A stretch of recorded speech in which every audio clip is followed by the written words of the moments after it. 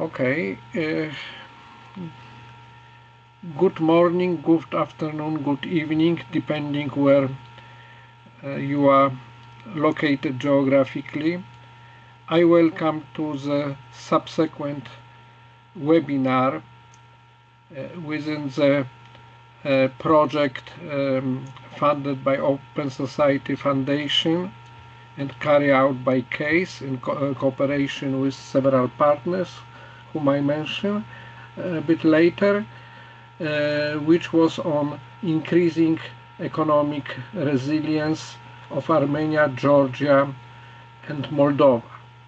But as a part of this project, and I would like just to remind that a few weeks ago, practically I think 2 or 3 months ago, we presented results of country analysis, and you can find both webinar online and of course this country reports on CASE website in publication series of CASE reports. And now we present the final report, which covers 7 countries, all former Soviet Union countries located in Europe, except of course Baltics. So Armenia, Azerbaijan, Belarus, Georgia, Moldova, Russia, and Ukraine. And our analysis covers the period since global financial crisis up to most recent available data, meaning 2023, 2024, depending on the sector and problems. The project was conducted between October 2023 and March this year, so basically research work is already finished, and we are now in the stage of dissemination presentation. As I mentioned, project was conducted by CASE in cooperation with 3 partners institute, MODEX in Yerevan, Euro Economic Policy Research Center in Tbilisi, and expert group in Chisinau. We cover in more detailed analysis 4 policy area: macroeconomic stability, financial stability, external economic relation, and energy sector, plus political and geopolitical background. I will now present a few graphs related to macroeconomic part, and then I will pass the floor to my colleagues who will present subsequent chapters. The report had 5 authors whom I will introduce gradually as time of the presentation comes. First graph which I want to share with you presents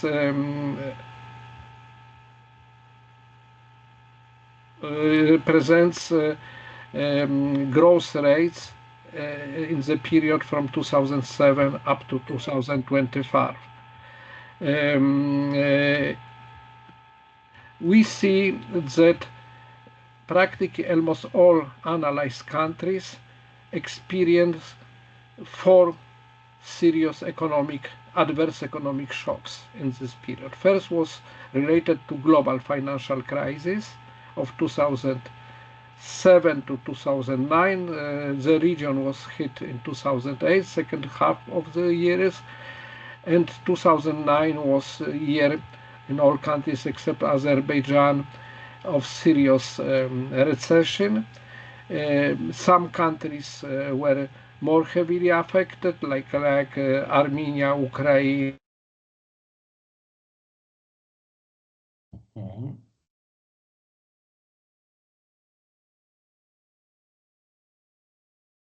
Okay.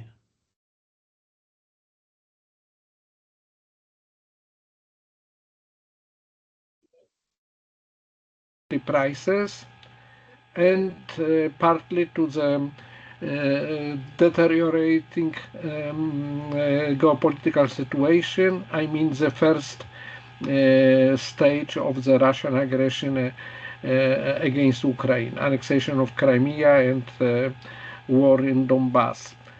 And here almost all countries except Georgia and Armenia were quite heavily affected. And next shock, which practically affected all countries, but to lesser degree than, for example, Western Europe, Central and Western Europe, then the United States, Latin America, this was COVID-19 pandemic in 2021. On average, analyzed countries, they suffer less than many developed advanced economies. And finally, this was the last shock related to the war in Ukraine, to Russian aggression against Ukraine. And here we have situation which is heterogeneous. Of course, the biggest loser is Ukraine, victim of aggression. All two countries which aggressor countries also lost, Russia and Belarus, because of sanctions, and Moldova because of close neighborhood to zone of conflict, and also associated shock in the energy sector, which was caused also by, to a large extent, by Russian policy. But we had two obvious winners in the region. I don't want to say that rather unintended winners. This was Armenia and Georgia, who benefited from trade redirection, inflow of high-skilled immigrants and entrepreneurs from Russia, and capital inflow from Russia. As we see, these were rather one-off gains, but quite significant. Let me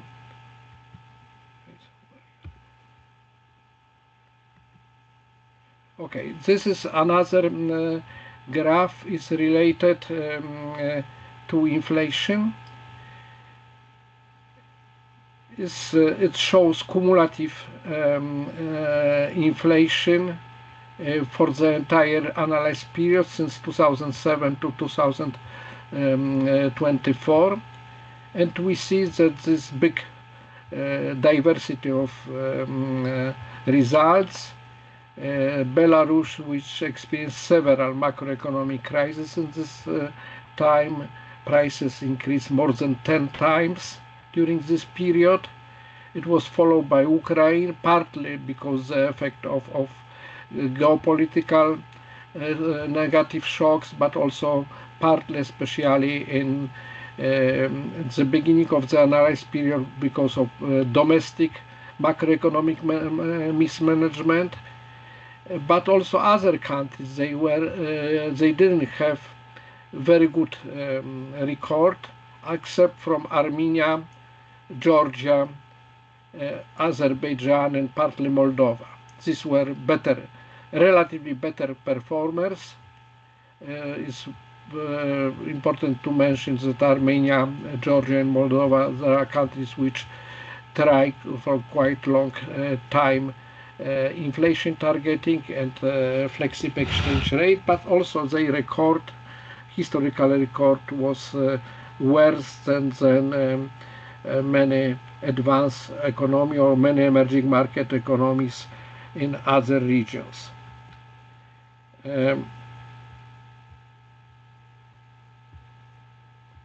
Here is a third graph which I want to share with you. This is general government gross debt as percentage of GDP, also for an entire period. And we see that Ukraine is the country which had the biggest problem during the 2014-15 crisis, again, partly due to geopolitical shock, but also partly to results of the economic mismanagement of the previous period. For example, large-scale crisis in financial sector, large-scale crisis in energy sector, which required taking over by government quite a lot of debt. Then situation improved until COVID and after COVID, but since then, due to obvious reason, war is deteriorating. Among other countries, we have two countries which there are all exporters, Russia and Azerbaijan, which have a relatively low level of debt but increasing, and at least Russia, due to market access constraints, has obvious limits to further increase this debt. We have countries, three countries which are, after various fluctuations, which debt is around 40% of GDP, and Armenia over 50% of GDP. And I must say, by international comparison, but also by historical comparison of this region, especially level over 50% of GDP involves already substantial risk of macroeconomic and financial destabilization, especially if there is a combination of various negative shocks. Summing up my part of presentation, as I mentioned, impact of the last crisis related to war was different between various group of countries. Losers Ukraine, Russia, Belarus and Moldova, Armenia and Georgia temporary winners, and Azerbaijan remaining neutral vis-à-vis these events. Looking ahead, there are continuous geopolitical and security risks. Apart from war in Ukraine, there are several unresolved frozen conflicts in the region. There is quite a lot of political instability, domestic, for example, in Georgia observed in the last year. There are continuous deficiencies in governance and business climate, which we document extensively in our report. There are shocks related both to the war and sanction, but more recently, perhaps looking ahead, more importantly, shocks coming from protectionist policy of the new US administration, which can, in case of the worst case scenario, to decomposition of global trade system. Apart from various reform and redirecting energy imports, still several countries dependent quite heavily on Russia, and also energy sector is very much dependent on traditional hydrocarbon source of energy, and there is continuous macroeconomic financial fragility. Thank you, and now I will pass floor to Christopher Hartwell, who is former case president and important participant of this project, and well-known professor in Zurich of international economics, business and economics, out of several comparative study of post-communist countries. Floor is yours. Thank you, Marek. Let me share my screen now so that everyone can see it. I actually have Mark has already hinted at some of the winners from what we're looking at, the war and kind of sources of resilience and fragility. My story is about financial sector stability, and it's actually kind of an upbeat one in the sense that things are much better off in the 7 countries, well, let's say 5 of the 7 countries, that we examine in the regional report than they were at other times. So there's heterogeneity, there's resilience, but there's still obviously warning signs that remain. For the most part, the countries that we survey here have made great strides in terms of their financial sector. We are not looking at the same kind of issues that we saw in 2007, 2008, 1998, 1999, even after COVID-19. The banking sectors, especially in financial regulation, are much more strengthened, much more resilient to such a shock as Russia's invasion of Ukraine than they have been at any time, probably, in the history of these countries. And we know, obviously, that the invasion creates this massive exogenous shock, which has created winners and losers. But I'm going to show you, I'm going to talk through a little bit more that despite the exogenous shock of the war, the fact that we're almost going on our fourth year of it, is that domestic factors are still looming large. Worries about poor institutional quality or an uneven regulation, and especially risks in the real economy. Before 2008, we probably, in terms of economics, we thought about how the real economy was going to affect the financial sector. Now that upended everything, the global financial crisis. So we were all worried then how the financial sector could almost bring the real economy down. I think we're back to where we were pre-2008, again, because of the aforementioned better kind of financial regulation, or at least better behavior by the banking sector within these 7 countries. But there still is a threat that comes from real economic downturns that's occasioned by things such as the war, or as Marek said already, by trade policy in the United States.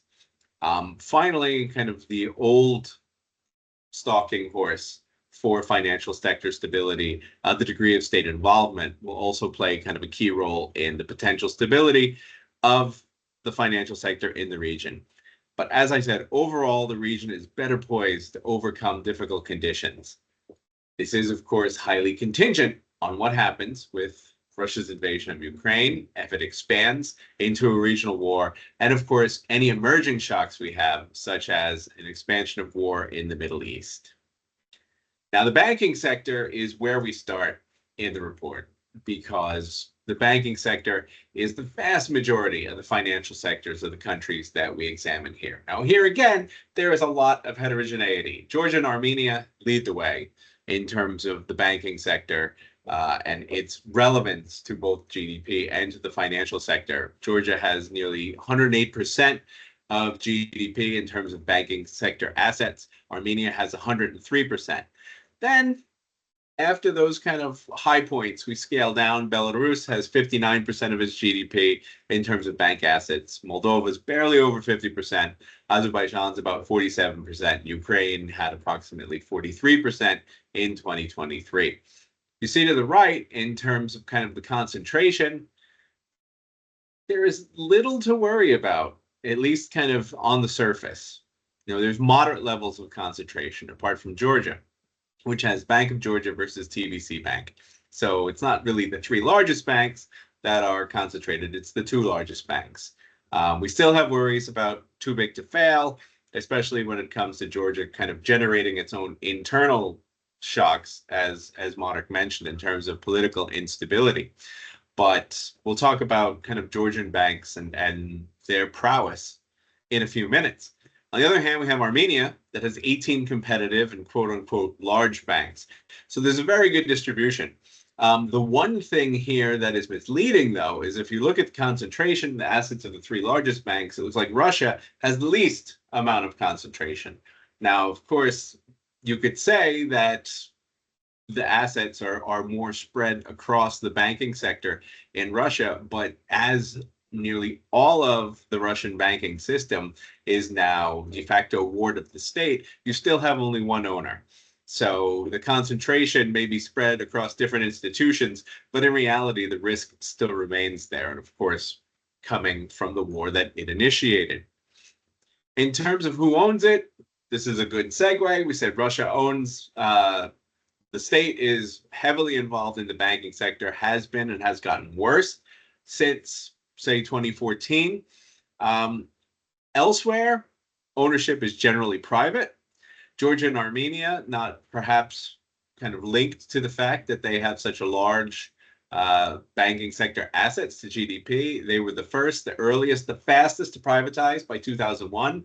Moldova, on the other hand, was a laggard only by 2014 after a massive bank scandal, missing billions of dollars, and entry of foreign ownership for kind of the first time in Moldova's history. Belarus has barely reformed in terms of its banking sector. At least officially, it has 68% of its assets in state-owned banks. Russia has at least 60%. That number is probably much higher. And Ukraine's at approximately 53%. But if you see over there on the right, a large share of this is made of the increasingly misnamed Privatbank, which was nationalized before the full-scale invasion. And if there's a chance that Privatbank can be kind of returned to private ownership and have its problems, let us say, kind of worked through and returned to private ownership, you see that state-owned percentage in Ukraine is probably only about 31%. In terms of who owns these banks when they're private, well, we have foreign ownership, but it's more stratified by country than by region. We can't say Western CIS or the Caucasus have anything kind of differentiating them. Countries have either about 40% foreign ownership, which is in Ukraine, Armenia, Belarus, and Moldova, or you have less than 20% in Azerbaijan, Russia, and Georgia. Now, I mentioned kind of before about the prowess of Georgian banks, so TBC and Bank of Georgia. They are becoming increasingly interested and active within the region. In fact, many of Armenia's banks are owned by Georgian banks. So Georgian banks are becoming players in the sense that they are foreign, but they are still of the region. And as I mentioned, Moldova has seen a sharp increase in foreign entry after the 2014 banking scandal and the aforementioned privatization, mainly from Romanian banks who are entering for the first time. Marek mentioned already about the winners and has mentioned kind of Armenia and Georgia. And the upper right-hand graph I have here shows in terms of kind of the influx that's happened, at least in terms of capital. Demand deposits in Armenia, especially either from residents in Armenian dram or from non-residents in foreign exchange, has spiked immensely with the drums of war and then with the onset of war. Now, Marek already mentioned kind of the influx of people, but in terms of banking services, Armenia has really benefited from the war. I mean, people I know in Moscow still hold accounts in Yerevan, and if they need to get anywhere outside of Russia, well, they fly to Yerevan, they take out their money, and then they go elsewhere. Georgia has seen something similar, obviously the influx of people and the influx in demand deposits, but this has kind of also helped with a decrease in non-performing loans in Georgia, which really spiked at about 6.5% of total gross loans in 2009 in the midst of the global financial crisis, but have come down and stabilized to about 1.5%, less than 2%. And as you see, finally on the left, in terms of the deposit interest rates, they're kind of all over the map, but there's still kind of a risk premium to be paid, especially in the wake of the cutting that occurred in developed economies after COVID. That's it for banks. In terms of non-bank financial institutions and capital markets, they're much, much smaller. Of the largest financial institutions, insurance and pensions are the largest players in the sector, but even they are incredibly minuscule in terms of what they bring to the table. Armenia's pension system, for example, makes up only 5.7% financial sector's assets. It's even smaller in Georgia at 4%. Moldova, on the other hand, has seen rapid growth in the non-bank credit organizations, which have come together as a result of the banking scandal in 2014. And also, perhaps a bit more ominously, if you want to think of it that way, because they are less regulated than the banks. Now, like with kind of a microfinance approach, they tend to serve unbanked segments of the population. And lending has grown from about 2% of consumer lending in 2010 to 30% in 2023. 2024 is about the same. Now, we said if the sector gets very large, well, perhaps the lack of formal regulation coming from the National Bank of Moldova can be problematic. At the moment now, it is fulfilling a need that formal banks in the market were unable to fulfill. When it comes to capital markets, they're either undercapitalized, you see that in the Caucasus and Moldova, Belarus, or you have the largest country in the region, Russia, which has seen extreme volatility owing to its own invasion, owing to the price of oil, and owing to the trade policies that have been emanating from the United States, which have then fed through into oil prices. In terms of financial regulation, as I said, uniformly, we are looking at an increase in the quality, if not necessarily the quantity, although that has happened as well. But more importantly, an increase in the quality of financial regulation, and especially prudential regulation. It's strengthened immensely since the 1990s and the 2000s. It's one of the lessons that was learned from the global financial crisis, and that there is a strong thread of conservatism that runs through the central banks in the region now. The one exception is the National Bank of Belarus, which has basically ceased to operate as an independent institution. It's operational, its policy independence disappeared as a result of the increased repression and crackdowns after 2020. The IMF mission in 2021 noticed that there was a lax treatment of non-performing loans and non-compliant with international rules on loan loss provisions, and nothing has been done in this direction since then. So to summarize, the main threats within the region obviously come from the war. It comes from the war's continuation. It comes from its expansion. One thing I didn't mention here, but I would like to mention here in the wrap-up, is exchange rate volatility, which is felt most prominently in Russia and in Belarus. Surprisingly, not so much in Ukraine, but this is where we get a hit in both the real economy and we're eroding the value of financial sector assets. Makes it much more difficult for central banks to then be able to conduct monetary policy. More importantly, for the rest of the region kind of writ large, there's the higher risk premia that can raise the cost of capital. And if the cost of capital continue to raise, then this can flow into increasing NPLs. Again, we haven't seen this happen yet. We're 3.5 years into the war, and the prudential regulation and central banks kind of keeping on top of what is happening within the economy hasn't occurred yet, except perhaps in Belarus. The only place where this, I think, kind of personally could be a problem is within Georgia because of the self-inflicted political uncertainty and the pro-Russian tilt of the government.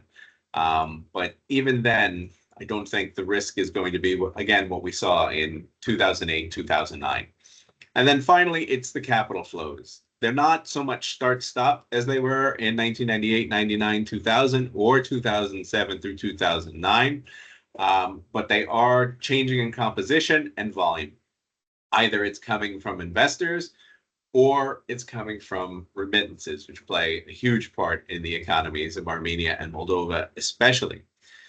I think it goes without saying that Ukraine is most at risk simply because it is the country that is being invaded. And it needs to do the things in the interim that it didn't do necessarily in the interim, or that it was occupied with other macroeconomic stabilization policies, including the privatization process to kind of get the banking sector out of the state's hands and into solvent and efficient foreign ownership, like we saw already with Moldova after 2014. Thank you. Thank you very much, Chris.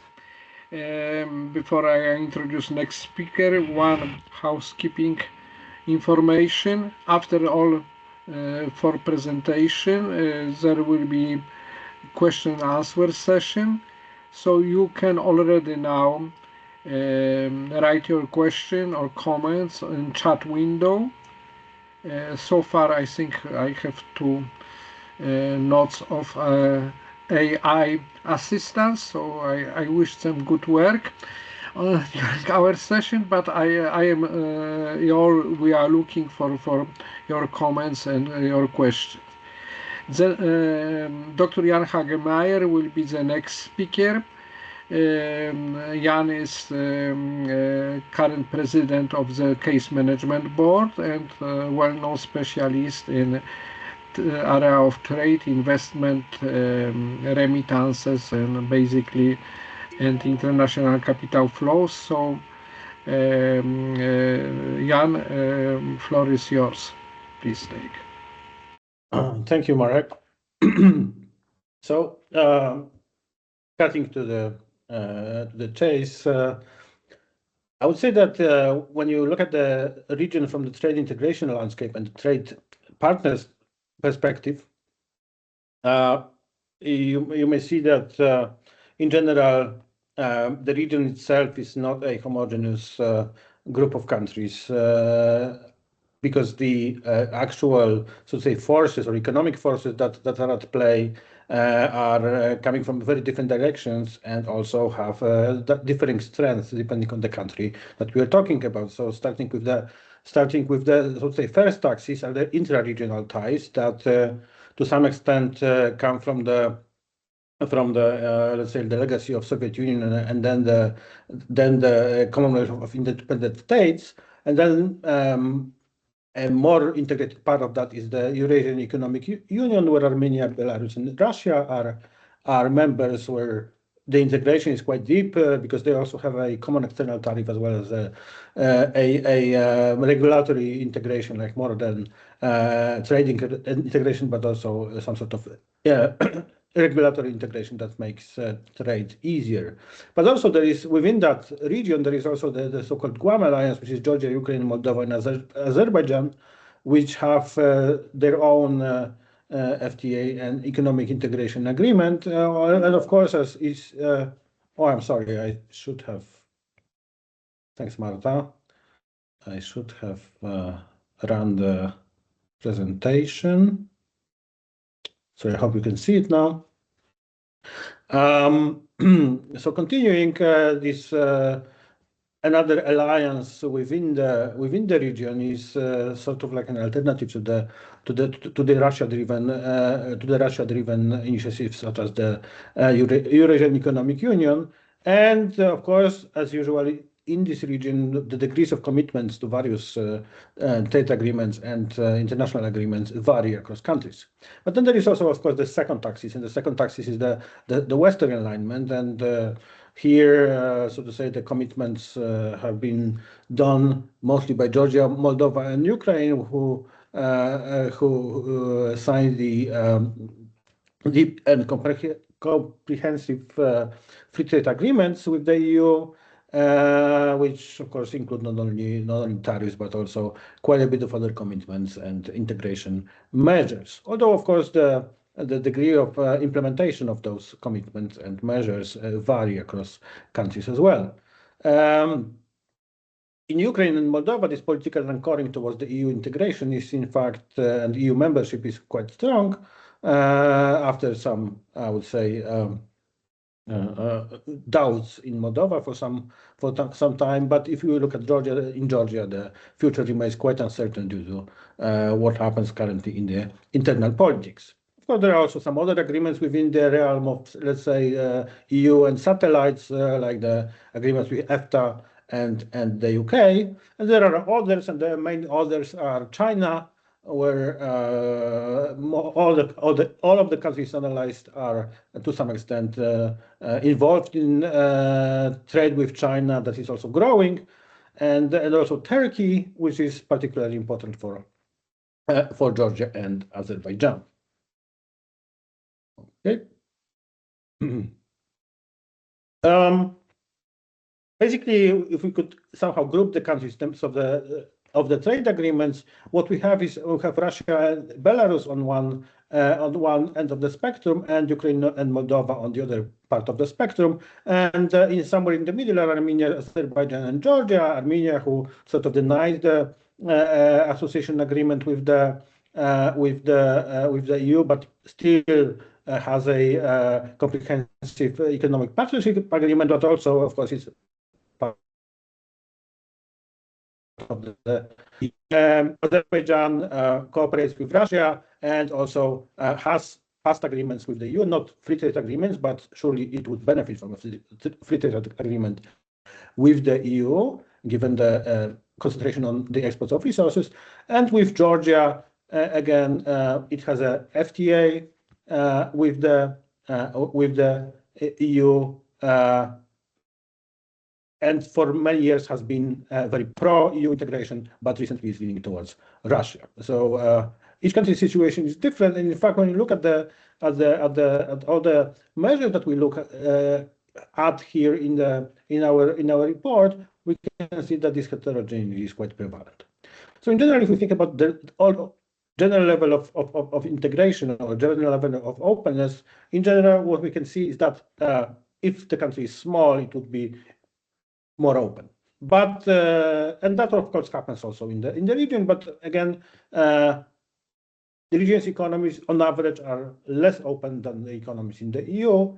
So the countries with top level of openness, which is in this case, in fact, Belarus, it has a similar level of openness to the EU average, which also takes into account very large countries that are less open.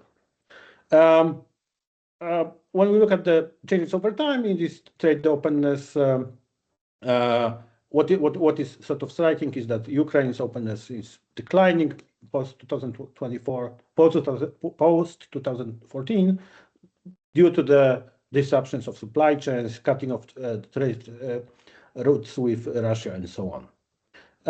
Looking at the trade balances, and on the right-hand side, what we have is the trade balances in goods on the left, and on the right-hand side, you have the trade balances in services, all in percent of GDP. Then again, we can divide this region into groups. One is, of course, the resource exporters, which are mostly Azerbaijan and Russia, which run persistent surpluses in trade in goods, while all the other countries run persistent deficit. In particular, when you look at Moldova and Georgia, these countries have very high deficits in goods trade. But on the other hand, these countries in general have quite high surpluses in services. So services are in fact an important export component of the trade balance of in particular the smaller economies in the region. In Ukraine, while Ukraine is of course a huge exporter of agricultural goods,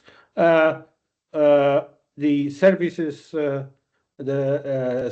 surplus, which we observed before the outbreak of the war, has flipped to a deficit, which is basically caused by the ICT sector, which is quite large in Ukraine, that was disrupted by the war. Okay, but then when you look at the actual countries in terms of their main trade partners, there are, of course, differences, but these differences are not that large. First of all of those countries trade with Russia. Well, not Ukraine in the last years, and of course, this picture is a little flawed because for Russia the data is not public. The trade data is not available for the last recent years, and they would have to be recovered from the data for other countries.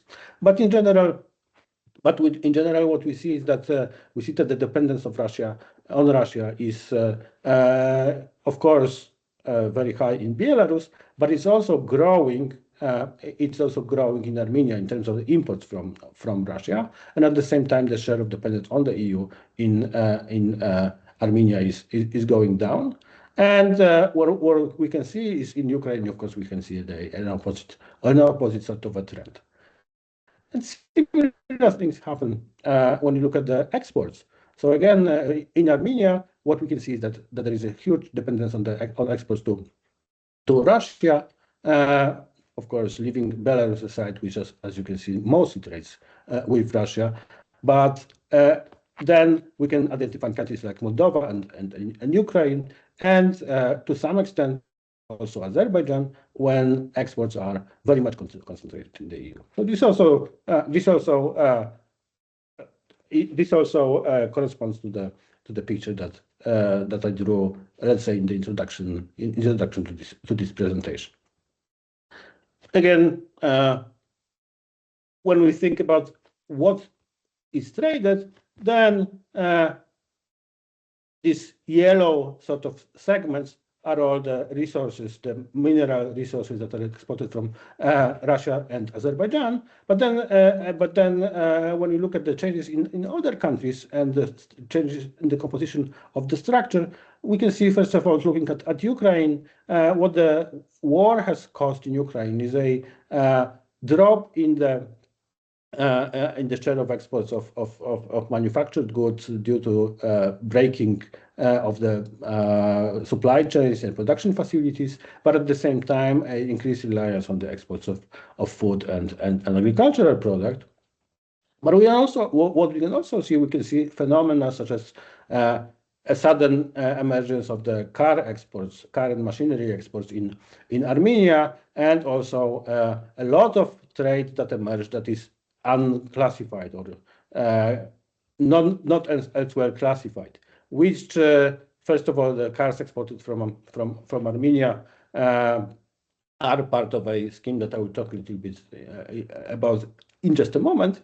But the goods that are not elsewhere classified are also some of the goods that are confidential that can either correspond to the trade in the energy drivers, but also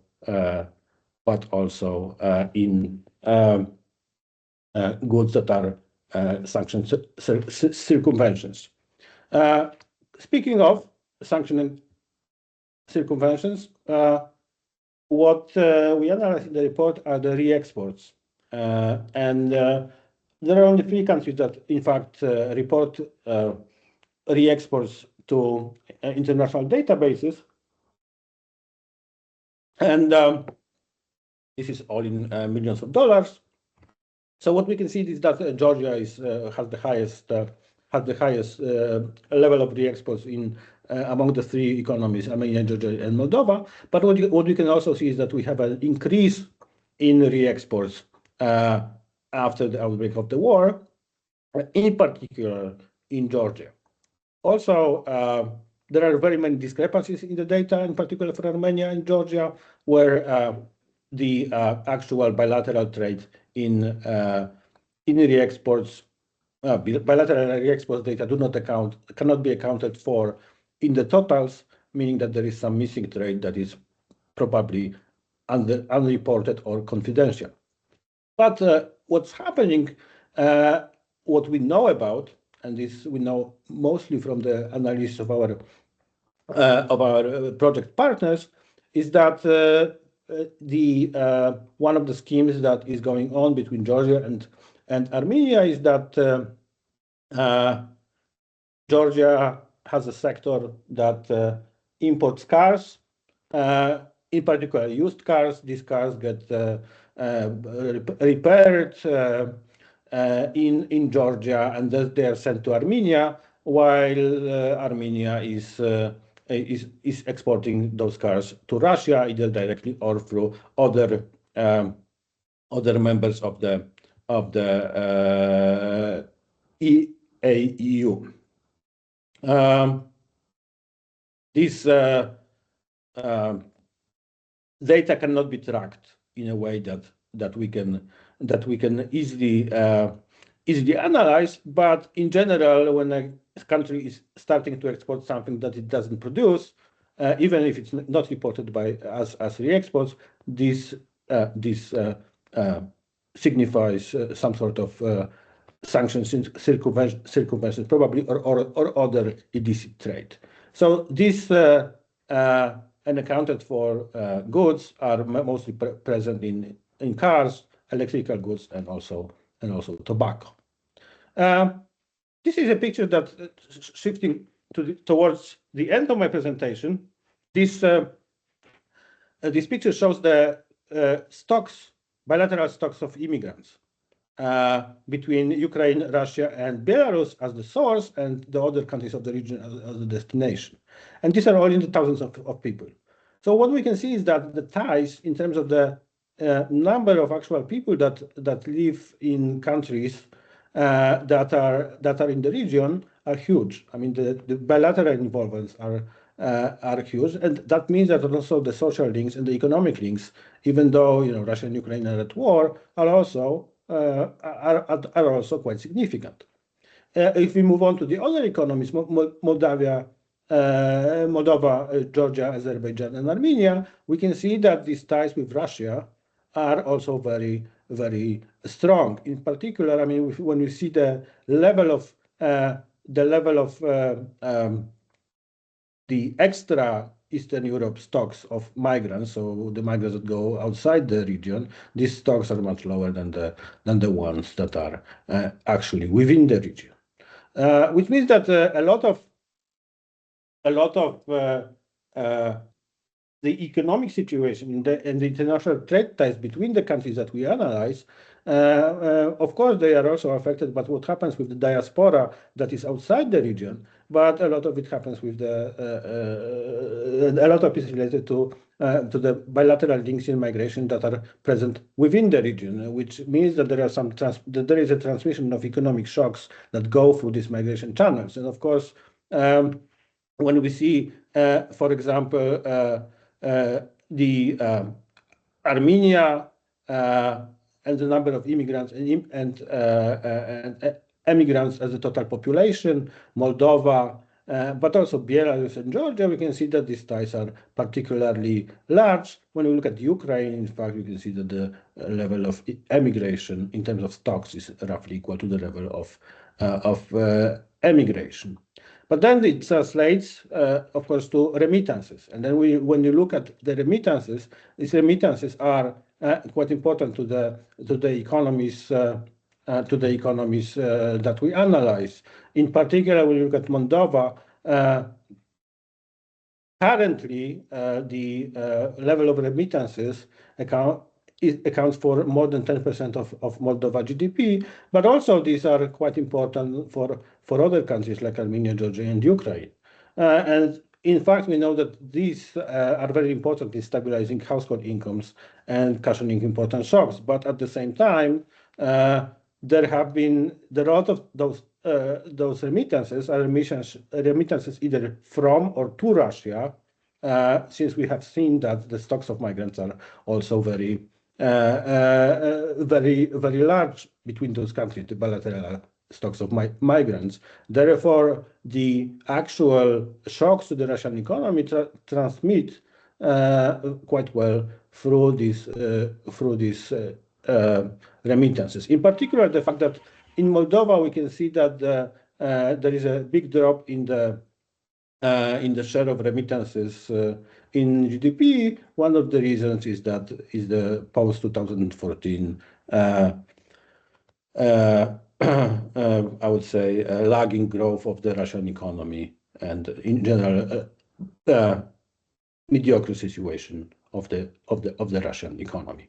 But of course, what we can see is that these narrow destination baskets in terms of the outgoing migrants are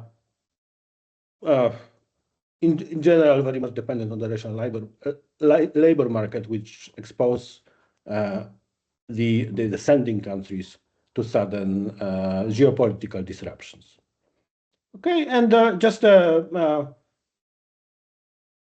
we look at the FDI, the foreign direct investment, of course, the dependence of FDI in our region vary, but what is somehow common is that similarly as with the migration and trade, FDI is also heavily concentrated in the region. In particular in Armenia and Moldova, large share of that 44% in Armenia and 22% in Moldova of foreign direct investments come from Russia.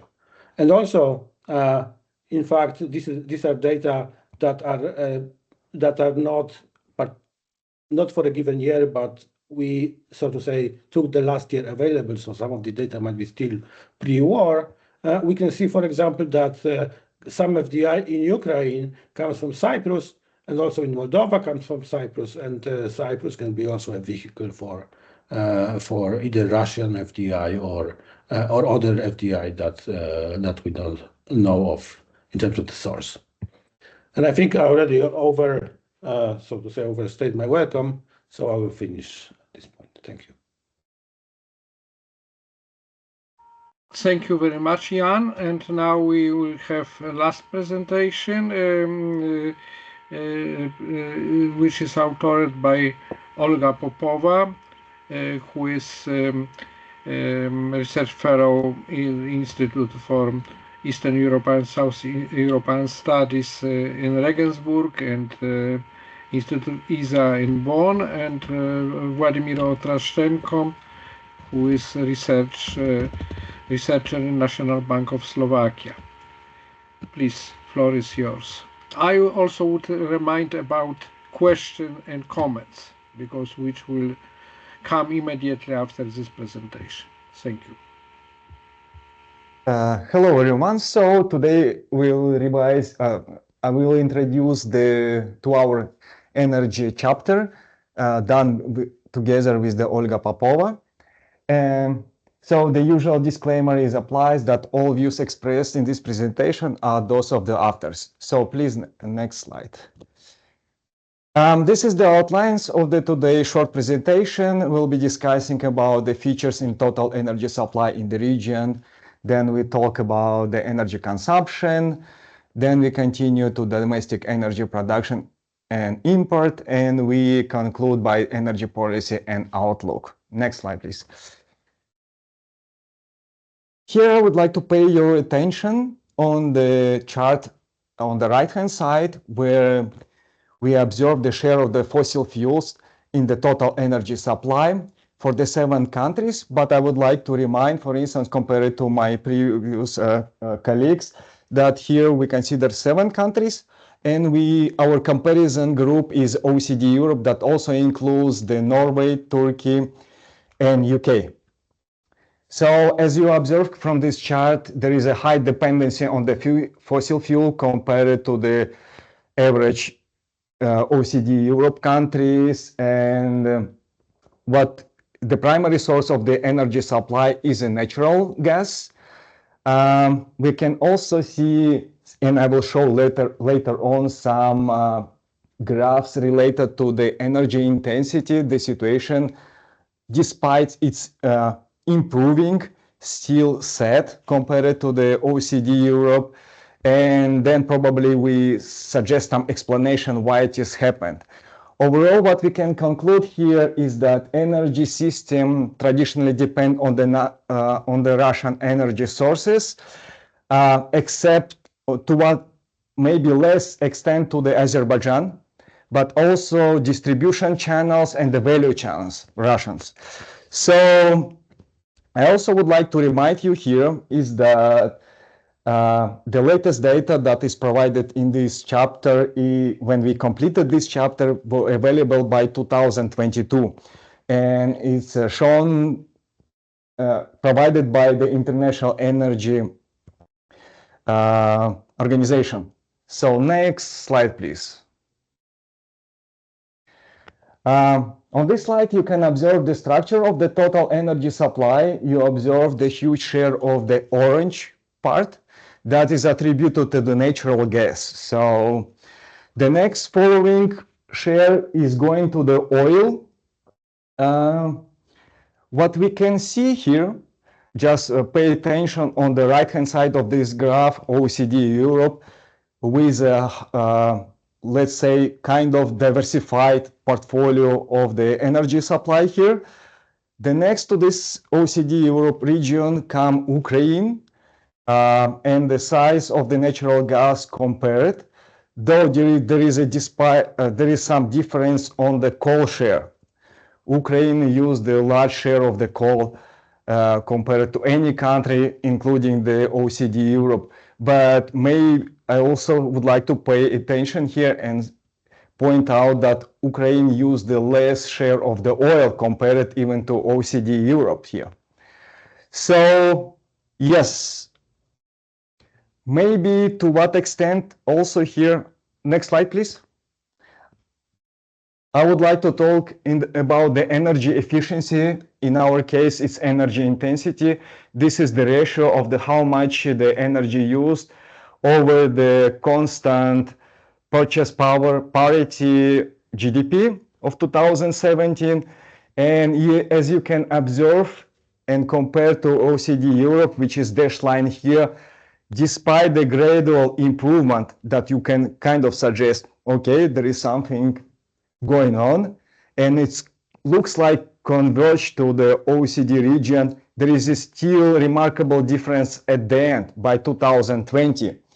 And even though there is improvement, it's not straightforward why this improvement can happen. And possible explanation of this improvement, perhaps my co-author and Olga Popova can suggest and discuss this issue. If not, then I continue as well. Please, Olga, the floor is yours. Yeah, I'll talk a bit on the energy consumption. As you can see from the graph on the left, all countries in the region are still very much using the fossil fuels. Most of it is the natural gas and the oil products.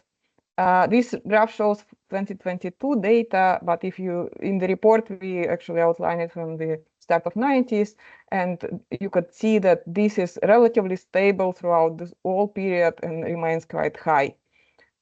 Also, the remarkable feature is the use of the renewable sources, which is remaining very much low and or even negligible, we could say. The majority of the consumption of the energy comes from the industry, transport, and the household energy consumption. This has been a little bit changing over time from the point of view that the role of industry since 90s has been decreasing, while the role of the transport and the residential energy consumption has been decreasing or increasing, but still it's also quite stable and similar over time. In the graph on the right, you could see it by sector in different countries, and you see that the energy, residential, and transport basically taking most of it in terms of the energy consumption. For domestic energy production, the picture is a bit more diversified, as you can see from the graph on the left. This shows the domestic energy production in 2022. Here, there are some differences between the countries in terms of what kind of energy they produce themselves. So let's say for Armenia, Belarus, and Ukraine, they still quite large share of the nuclear power that is produced. For Azerbaijan and Russia, it is the crude oil and the natural gas mostly.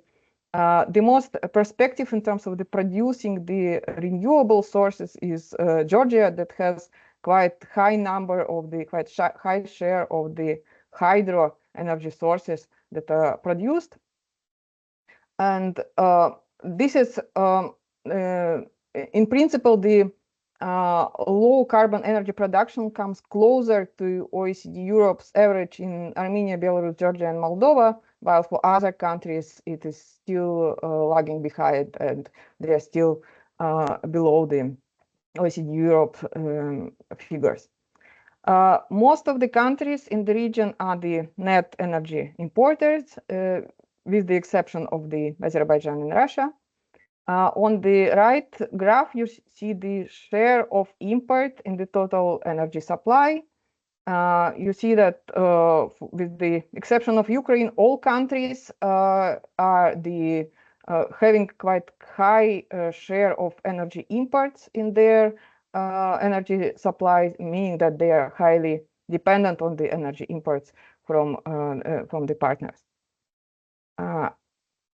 In terms of the major importers, this picture shows the differences and the over time changes in terms of the major importers of the energy to each country. So for the Armenia and Belarus, we could see that this share of the dependence on Russian fossil fuels is steadily very high. For Armenia, it is increasing over time. For Belarus, it's steadily high. For Georgia, it is also somewhat increasing over time, while for the Moldova and Ukraine, the dependence on the Russian fossil fuels has been decreasing. The figure is again shown only up to 2022 because there was no available statistics after that. But if now in the report we have it only by the 2022, now recent statistics for some countries appeared, and actually there was also not much changes in the dependence on the energy imports in 2023. But still, for many countries, we do not yet have the precise numbers here. To outline some of the energy policies that are relevant for the region, here the starting point for most of the countries, we could say that it's 2019. By this year, all countries in the region have either ratified, accepted, or approved the Paris Agreement, which is basically a target for decarbonization in the countries. And these have facilitated the development of the various national strategies, climate plans, and action plans to basically develop the renewable energy sources and decarbonize the economies, which is also the primary target of the European Union's recent policies. So to align the energy sectors with the European Union, the future energy policies, as we outline in the report, should also align with the EU priorities. And the focus here should be on the decarbonization, reducing the dependency on the energy imports. As we have seen, many countries are very much dependent on the energy imports. It is also important to enhance the energy security, and all of these can come by diversifying the energy supply sources and also improving energy efficiency in the respective countries. I would conclude with that. If Vladimir has a few words to add, you could provide some few words. Otherwise, we can stop with the energy sector and we'll look forward to the questions. Yeah, thank you, Olga. I will stop here. Thank you, boss. Now we start the discussion. Unfortunately, I don't see any question in chat. Any questions? So perhaps I will ask Olga and Vladimir. You mentioned about recent data, International Energy Agency. Do they change some important parameters for 2023 as compared to 2022, or there are no changes?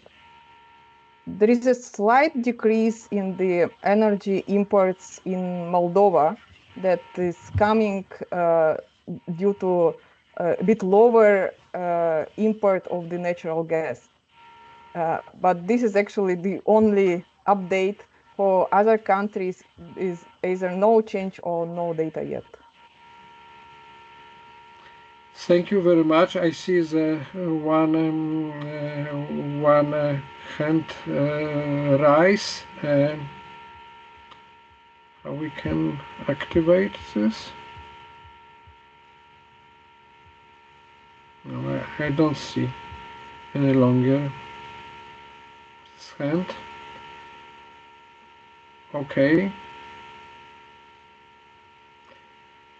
So perhaps sorry for changing a bit my role, but also I would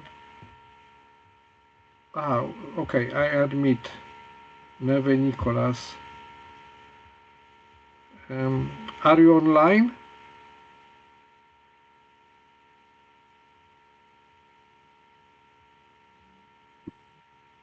Hello. Marek, I think everything is okay. The person just joined us already. Okay. And I think you can go on. Okay, so please take the floor. I don't hear. Sorry. Okay. We have a question in the chat, I guess. Okay. Yeah. Dania Menon. If time permits, I would like to have a question answer. My question is about Azerbaijan having not been affected by crisis except for the commodity crisis.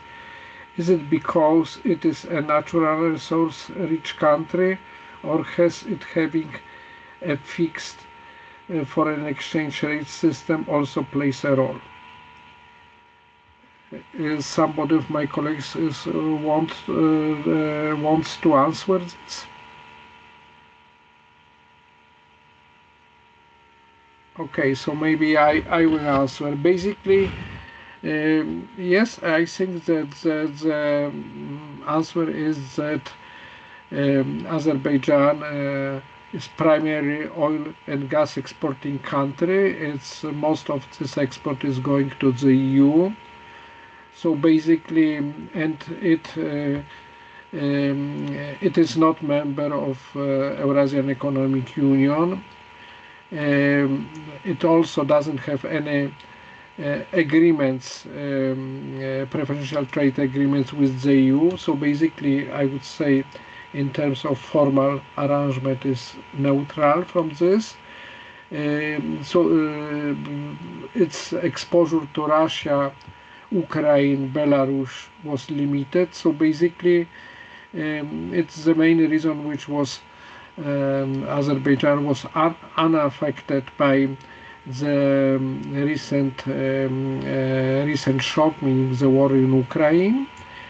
Whether fixed exchange rate plays some role, I am not sure, because if you look for exchange rate statistics, it's not really fixed exchange rate. It was until 2014 with some also qualification, but then 2014-15, as among other factors, Azerbaijan was quite heavily hit by the decline in oil and gas prices, and this triggered also serious banking crisis in this country. So basically, this the primary source of the shock was here. But also, what is important to take into consideration that the volume of oil production in Azerbaijan is gradually decreasing. Its peak was 2009-2010, so it allowed Azerbaijan be largely unaffected by global financial crisis, but not by later shocks. Thank you. Maybe I would like to compliment Marek that yes, Azerbaijan is a resource-abundant country. The difference between other countries that I mentioned is that this Azerbaijan has its own infrastructure and value chain that allows realize this abundance. Otherwise, it will play less role in this case. Yeah, thank you. Thank you. Is another question which is related this time to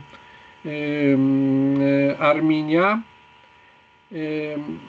I thought that Armenia is the only of the region dependent on energy import from Iran.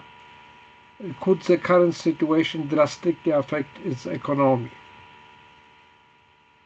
Vladimir, Olga, do you have any? I can take that one. I would see no much, at least not the drastic effects on the Armenian economy from that.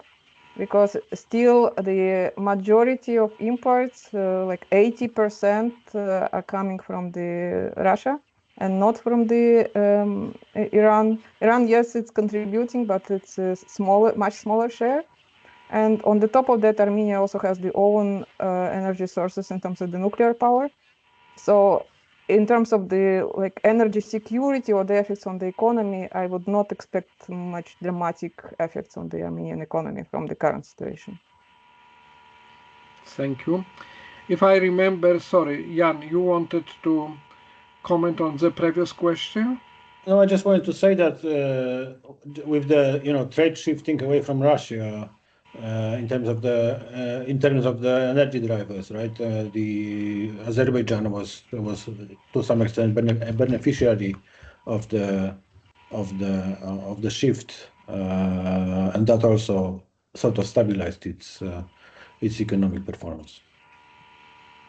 Yes, so thank you.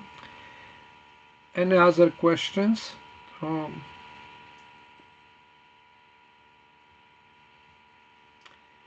Okay, if everything is clear, there is no more questions.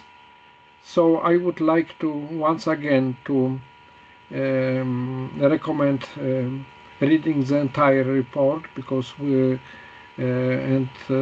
was Marta published at the beginning of our seminar the link to this report in the chat window, and this report is also easily can be found in case report series on case web page, and the link was also provided in the invitation to the seminar.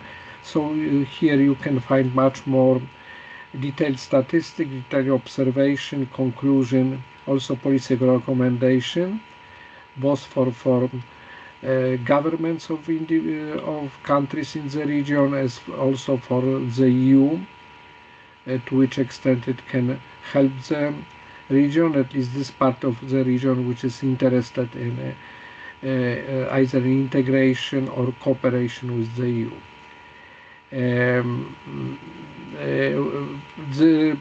We'll keep you further informed about some other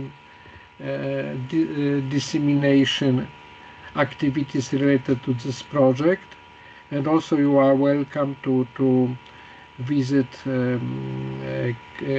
case website and also case profile in social media, for example in LinkedIn, and also case network group in LinkedIn, where several other case products and case events are presented, advertised. So please stay in touch with us. Thank you very much for your attendance. I would also like to thank very much my colleagues for the very competent and comprehensive presentation. Sorry, I see some new message.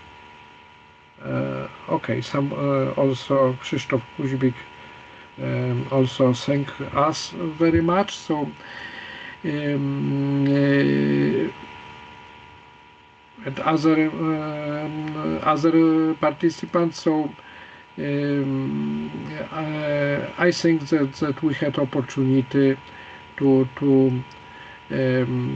make some overview of this region, which is very now divided and heterogeneous in terms of political developments and also its impact on economy.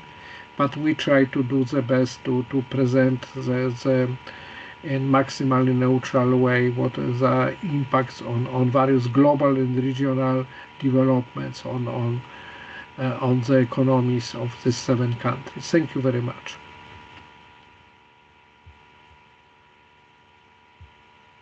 Thank you, Marek, and see you soon. Thank you, Marek. Thank you.